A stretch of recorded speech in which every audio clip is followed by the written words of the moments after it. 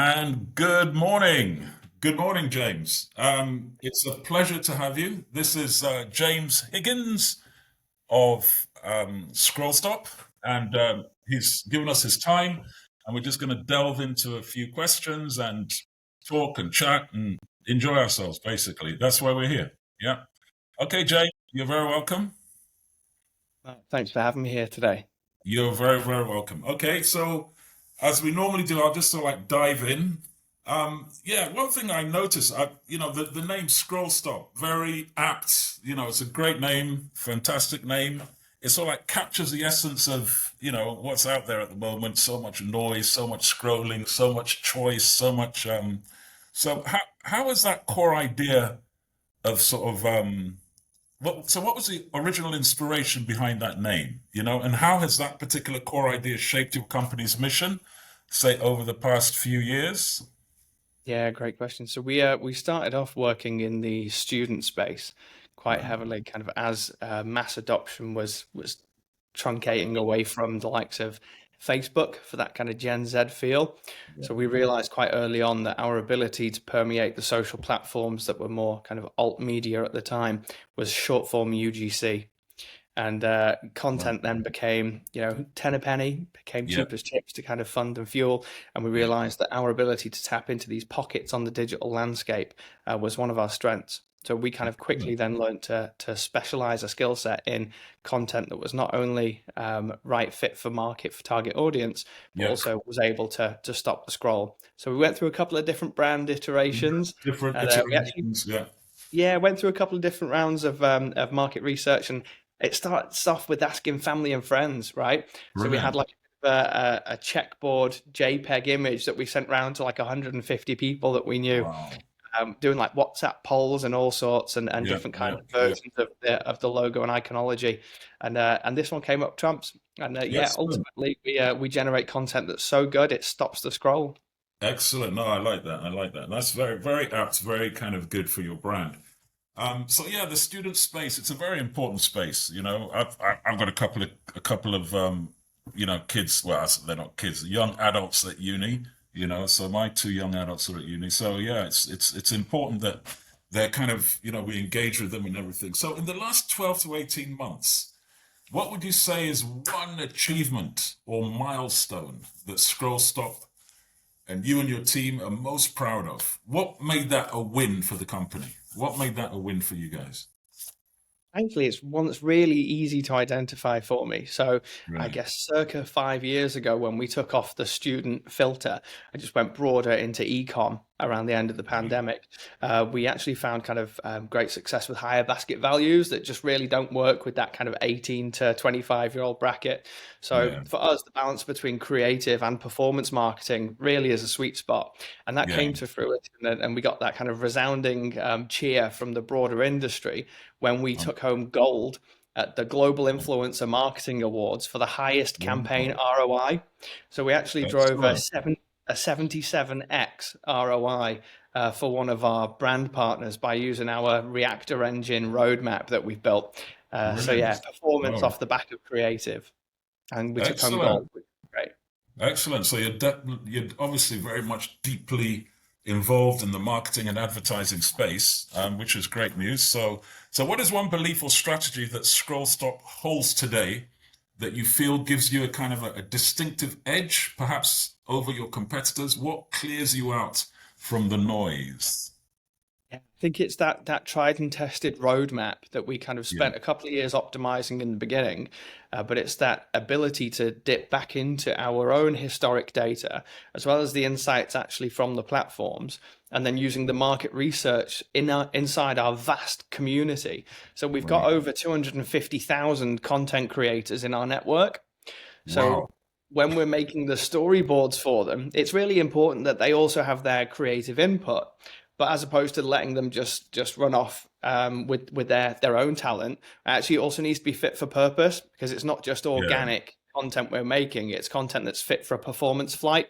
So it's the Right. ability to balance our storyboarding and creative know-how, and then having their Yeah. authentic tone of voice shine through in their content creation process, and balancing that too with all the data that then dictates kind of the The mechanics next around it moves. as well. Fantastic. That's really good news. So, Mhm. now that we're looking, so let's look at sort of like perhaps the current state and of the industry, because Yeah. obviously, I think with everything really, there's been sort of like great shifts over the past couple of years, and there are even more shifts sort of like coming up. Mhm. So, let's say looking at the current marketing landscape, what is one major kind of trend you've noticed that you perhaps want to capitalize on? And what impact is that having on your desired growth trajectory? Yeah, I think it's really important that brands big and small understand that creative has finally overtaken targeting. What with the Right. implementation of Meta's Andromeda, the likes of allowing these AI algorithmic flows to actually allow the content to speak to the right audience set naturally means that it's actually the ability to fuel the engines with as much creative as possible with different stylizations that actually allows the highest conversion rates possible. It used to be that you'd take a bunch of 5 different videos, but they'd all basically be the same thing, just with a slight different hook, or you'd wear Um, a different colored hat and it'd be the same video, but then we'd yeah. try split testing that along the way. Well, actually, now we need 40 to 50 different videos entirely, different Wow. stories, different personas, different product placements, and key selling points. And then it's the ability of these performance engines to really, really find where that low hanging fruit is for each video. That means that we can then monetize and capitalize as marketeers. Yeah. Excellent. I was speaking with somebody and they mentioned that because there's so many, quite a few sort of like varied platforms, Mm. every specific platform needs to have its own particular target and nuance. So do you find that you're having to adjust or, one of the things they talk about perhaps marketing now, obviously there's a kind of like a vanilla. It tends to be a little bit vanilla. So how do you perhaps target and make it personable, specific to your target market? How do you do that? I mean, one of the things that we pride ourselves on is our ability to support brands big and small. Right. Having started off from a bootstrap position ourselves, we understand Right. that there needs to be a space and a platform and a voice for everybody that needs it. Yeah. And as opposed to letting the giants dominate any end of the market, The actually, it kind fans. of comes down to there's a strategy for everybody, for Yeah. anybody. And as long as Brilliant. that comes from a place of heart with a human Yeah. connection, then the data just Authenticity.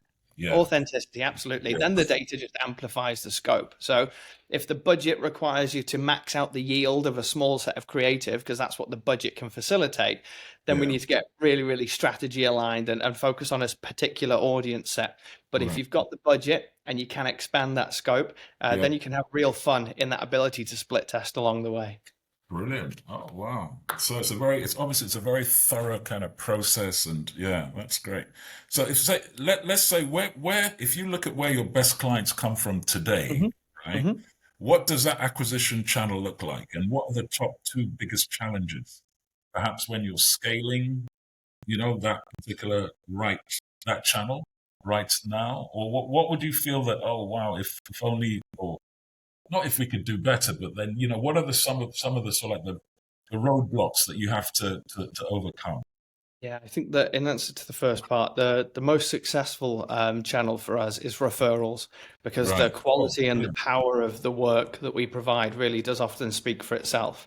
Yeah. And when a referral comes in, and that's from a brand that either already trusts and knows firsthand, that they're then willing to extend their own network into your ecosystem, and that's Yeah. really flattering and really complimentary. And Yeah. every referral comes in with an extra burden of emotional weight to make sure you live up and honor that Yeah. referral that's come in because you don't want to jeopardize anyone else's credentials along the way. Yeah. Yeah. But in tandem, actually, the biggest challenge for us and for many agencies is the pressure of time. Yeah. The Shocking. Yeah. biggest gift that we can give any activation is that extra prep, setup, and time taken to either lock in the best talent or to really refine the data and to really allow that creative freedom and breathing room and the stylization of launch in what comes with that extra handful of weeks or few months of prep and setup time. So Yeah. when a brief comes in under the gun and you've only got a fortnight to get live, Yeah. actually that can often hinder the performance output on the back end. So Yeah. we always ask for extra consideration and breathing room in the prep and setup phase. Okay, yeah, I understand that. Obviously, there's a lot of pressure, a lot of turnaround. I know I spoke with some people. There's depending on who you're sort of like dealing with, Mm. there's a lot. Some founders, there's a lot of micromanagement, and you perhaps want the process to flow quicker, but they're waiting on decisions and this and that.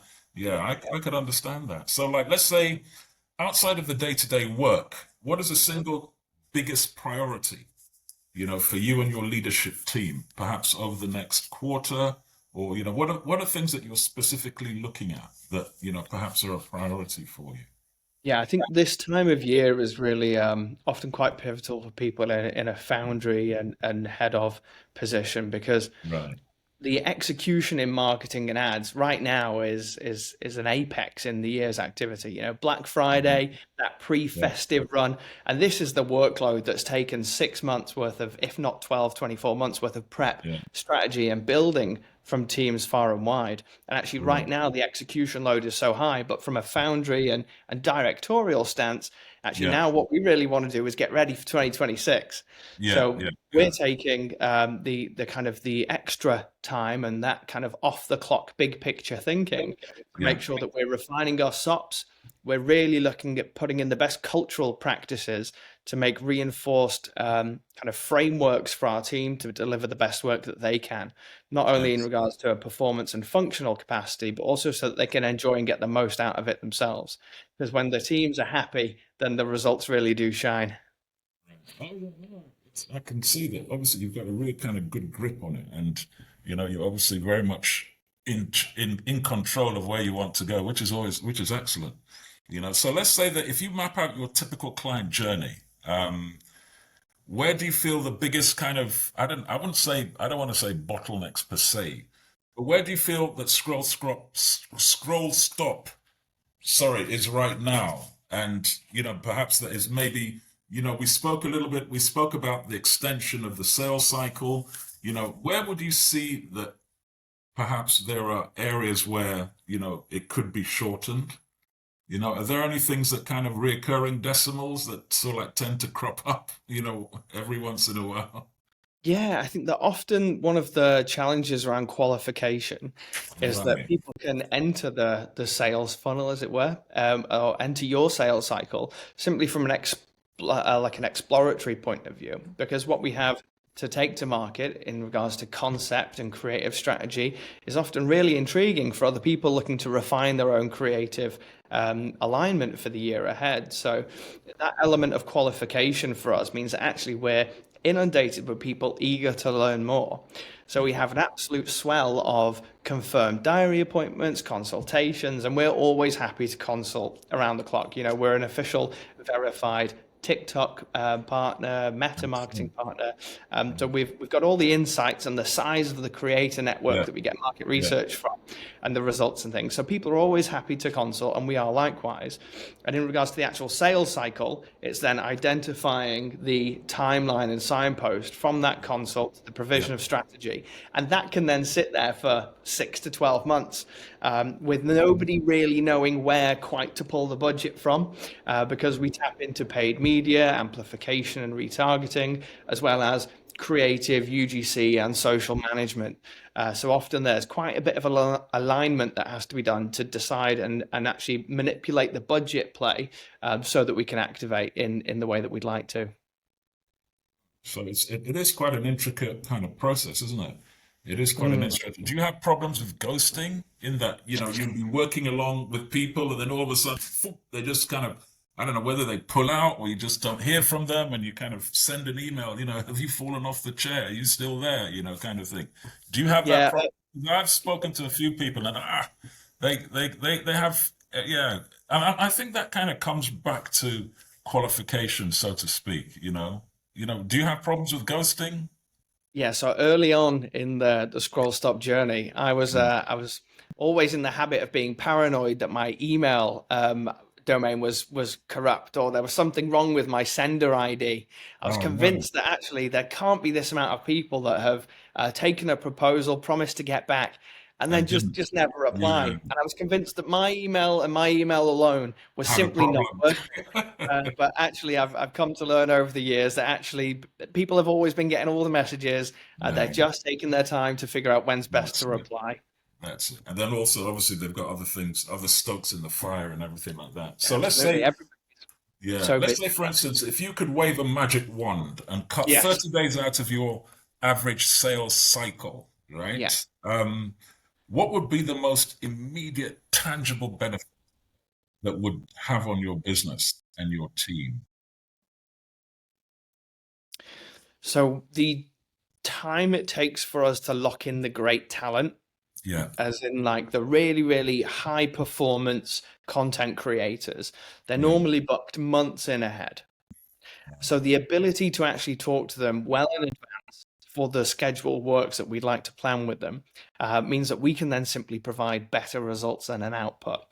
So to shorten the sales cycle and to get that commitment earlier on yeah, would mean so much extra breathing room in the time right. taken, then nurturing the creator community for the team on that output. And that would be a real blessing. And it often is, but sometimes it's not. And sometimes it's not. Yeah. Okay. Fantastic. So if you look back at your perhaps at your prospects that went dark or ghosted, Mhm. after great conversation and after kind of lots of enthusiasm, what do you suspect was the main reason they didn't move forward? And what information do you wish you had provided in the gap? Because I know that obviously, we're all in business, we're in processes, operational efficiency backwards and forwards, and I know that there's sort of like lessons learned because obviously we're going to go back and say, oh, if only this or what we could have done next time or, are there any particular things that you feel that stand out in your particular case with the company, with your company?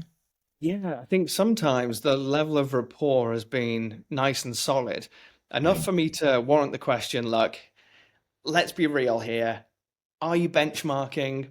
When are you looking to commit? And whenever we've asked that early on, it's provided such a clean cut level of transparency that's yeah, managed expectations on both sides. yeah, Whenever we've kind of taken a first kind of consultation, gone through the SOP and the process, handheld the consultation nice and lightly, and given all of our kind of best efforts, in yeah, matters like that where it then ghosts, as you said, yeah. it's often Early because up, actually yeah, there wasn't enough real and frank talk at the first point of contact to say, look, what is it you're looking to get out of this? right, Would you just like our insights and creative insights? And if it seems a good fit, you might loop back, as yeah, opposed to then leaning into the hard sell straight away, saying, look, right, here's a creative pitch. yeah, Give us your cash next month or it's not going to happen. yeah, And yeah. balance So, the two. So to roll up your sleeves in the beginning, say, look, what are you looking to get out of this journey with us? Because we're here, we're with you every step of the way. But if yeah, you really kind of put the cards on the table, tell us yeah, what you'd like to get out of this next 90-day run with us, and we'll do everything we can for you along the way. Whenever we put it forward like that, we absolutely get transparency and truth from the yeah. client, It's, and it's that really helps. Yeah, but I think, and it all comes back to the kind of that sort of like need for authenticity, really. It definitely comes back to that. So it's all part of that authenticity. Brilliant. So how are you currently, because obviously you're in marketing, mark tech. So how are you currently sort of like leveraging technology or perhaps automation to reduce the manual time consuming parts of your sales and follow-up process? Because obviously, it's a cycle. There's a lot Mhm. of backwards and forwards. So how are you using technology to leverage that? And Yeah, we almost dissect our sales funnel into two halves. So yeah, we now look at everything pre-consultation as a cold funnel and yeah, everything post-consultation as a warm funnel. So in yeah, that kind of colder pre-consult phase, we are shortening the sales cycle as much as possible to make sure that we do a handful of things that we didn't used to. So yeah, essentially, we've looked to simplify the offer by making interactive landing splashes where people can almost commercially calculate their own flow before they get to us, which is great right, because, as we know, complexity kills speed. So Yeah. simplifying the offer through SaaS tools and web landing calculators and all sorts has been really useful. Yeah. We also pre-handle objections with content assets and utilizing kind of the tech infrastructure of people's ability to request more info from us pre-call was Yeah. really good. We've also started to learn that the sale starts before that first call. Right. So before the actual consult, people are already in that kind of sales mindset about whether they'd like to move forward with us as a brand. So yeah, I guess pre-handling objections with creative and simplifying the offer are two of the ways that we've really looked to Excellent. fine-tune that pre-call cold funnel. Brilliant. So do you do a lot of, obviously you've got all your, in your funnels, you have a lot of automation backwards and forwards and this and that. Are there any kind of stop gaps where you feel that, maybe perhaps you want to tweak it here and there, or are there any kind of areas, challenges? Yeah, I think that actually being quite brand centric in that first half of the funnel too, as well, is quite important. Yeah. Whilst a Calendly is a great function and great tool, does it make people feel like part of a funnel? And how much kind of extra branding and narrative and storytelling can we now apply on top of that? And that's Yeah. going to be one of the goals for 2026, is to have that kind of colder pre-consult funnel still feel like part of the brand journey. Yeah. And that'll be a real one that we start to look at for 2026. Excellent. Well, I know that there are sort of areas where, in terms of lead generation and sort of like, accessing, booking in calls and this and that, obviously we have solutions that has worked for some of our clients and, well, has worked for clients anyway. So, I can let you have a look at that if you wish, and I could put down some bullet points and, perhaps we could, I don't know, another time we could sort of like go through it. But yeah, but it's been excellent. It's been excellent, James. Is there any other thing where do you see your company, ScrollStop? Where are you going to be in 5 years' time? What is the future? Yeah, great question. One that we never stop asking ourselves as Yeah, founders, right? So we're looking at engineering a collaborative workspace, an ecosystem that right. allows creators' true skill sets to shine, but creates a fair and stable marketplace for Yeah, brands to also dip their toe into creative marketing, whilst also benchmarking and being able to guarantee results along the way, yeah. as opposed to the wild west that influencer marketing has been over this kind of past 5 to 7 years. So we're looking at engineering a true community and Yeah, brand affinity with the creator community, which is global, that we've built over this kind of past 5 years. So really looking to take that to the next level, so that when excellent. creators think scroll stop, they think safety, they think Yeah, growth, they yeah, think community. yeah. Outside of any isolated social platform, they Right. believe in ScrollStop as a platform for their own growth of their creative journey. That's what we're Fantastic. working on, big picture. Excellent. Oh, brilliant. So how do you feel that, okay, like obviously you've stated that, where you want to go. So in terms of perhaps where you see marketing kind of leading to, where do you think the kind of like the main angles are specifically and particularly at this particular time? Yeah, I think personalized, dynamic, creative is going to Right. explode over Wow. 2026, probably the second half of 2026, and AI native pipelines will replace traditional creative workflows. Yeah. And personalized dynamic creative is really kind of that next gen, next era of Right. marketing Web3, I think, is pretty much Yeah. what's Yeah. going to be Yeah. native there. Yeah. Brilliant. So you think that obviously the creator economy is not going away soon? It's shifting, and it's shifting in Yeah. front of our eyes for sure. I mean, Right. AI creative has allowed brands to kind of exponentially increase their ability to test, Yeah. but there is still going to be a pendulum swing back into authentic, kind of true human voice storytelling, and that will probably come Yeah. in Q4 2026, I should imagine. Brilliant. Yeah, because it's ironic because when you have all these kind of things, people complain about AI being vanilla.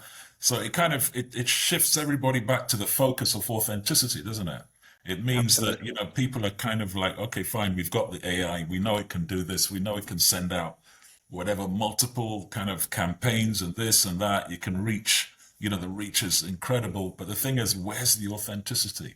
So I think it's really interesting that, leaders like yourself in the marketing industry are also, and I've seen that there's been a trend actually from some of the people that we spoke about. There's always this thing about authenticity, going back to basics, going back to, it's like in globalization, when everybody talks about globalization, everybody suddenly kind of becomes nationalistic. Oh, let's look after our, do you understand? So that's the kind of Yeah, kickback. Yeah, very interesting, very but interesting. I've got a strong belief that offline experiential will make a resurgence and brands will start investing almost 10x what they do now back into offline and out of home. Yeah, And experiential will see a little bit of a tail end uplift from this yeah. kind of AI boom that's going to happen in summer 26. Okay, fantastic. Okay, brilliant, James. I think it's been a great. If there's anything else that you want to add, please do about your company, what you want to do, where you want to go. Do you have anything coming up? Any kind of events or anything like that? Please let us know. Thanks so much. So we naturally pride ourselves on working with kind of 6 core verticals, and those Right. are tech, beauty, sports, home, app, and fashion. And we have different departments aligned to each one of these. So each of those has their own seasonal calendars, and we are always open for consult to provide creative strategy, insights, market research, and social listening to help Brilliant. build the strongest GTMs and always on kind of growth partnerships for scaling revenue. So yeah, if there's any brands out there that would love a complimentary consult, we'll bring all of our data and keen creative insights to the table. Brilliant. Fantastic, James. I think it's been great. It's a pleasure to have you, and thank you very much. All right, and Mark, it's a talk. pleasure all mine. Thanks so much for the opportunity.